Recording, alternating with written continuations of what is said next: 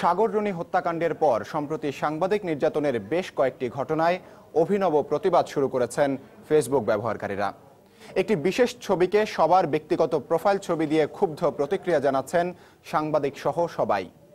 একই সাথে জনমত গড়তে ব্লগের মাধ্যমে তারা এখন রাজপথের আন্দোলনেও শরিক হচ্ছেন।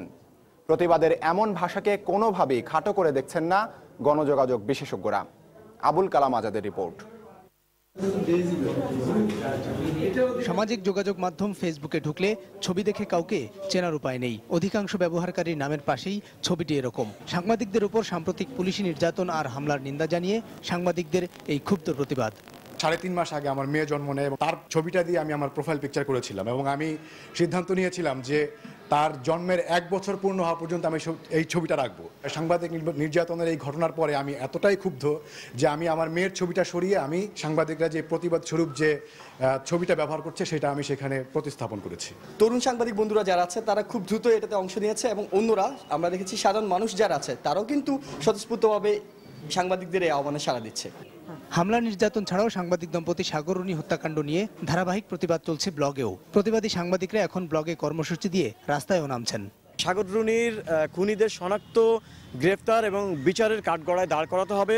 বাংলাদেশে সাংবাদিক নিপীড়ন বন্ধ করতে হবে। এই বিষয়গুলো যতদিন সুরাহা না হয় ততদিন আমরা রাজপথ ছাড়বো না। আমরা ভার্চুয়াল জগৎ এবং রাজপথে পাশাপাশি অবস্থান করব। ফেসবুক ও ব্লগে এ ধরনের প্রতিবাদকে সাধুবাদ জানালেন এই অধ্যাপক।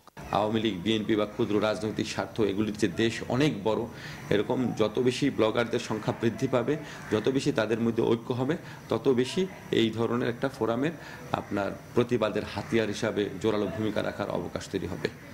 বর্তমানে যে কোনো সামাজিক ইস্যুতে ইন্টারনেট ভিত্তিক সামাজিক যোগাযোগ মাধ্যমগুলোর তৎপরতা জনমত গঠনেও প্রভাব রাখে বলে মনে করেন এই যোগাযোগ বিশ্লেষক। এই মুহূর্তে সাংবাদিকদের উপরে পুলিশের যে নির্যাতন এবং সেই নিয়ে যে একটা প্রতিক্রিয়া সৃষ্টি হয়েছে, সেগুলো যেমন গণমাধ্যমে প্রতিদিন আমরা দেখতে পাচ্ছি, ঠিক একইভাবে সামাজিক মাধ্যমগুলোতেও সেগুলো আসছে। এটাই স্বাভাবিক। সাংবাদিকদের সাথে ফেসবুক এবং ব্লগে প্রতিবাদকারীদের সংখ্যা প্রতিনিয়ত বাড়ছে। সাংবাদিক হত্যা নির্যাতনের অতীত কাহিনী তো আছেই, সম্প্রতি বেশ কিছু ঘটনায় ক্ষুব্ধ সবাই।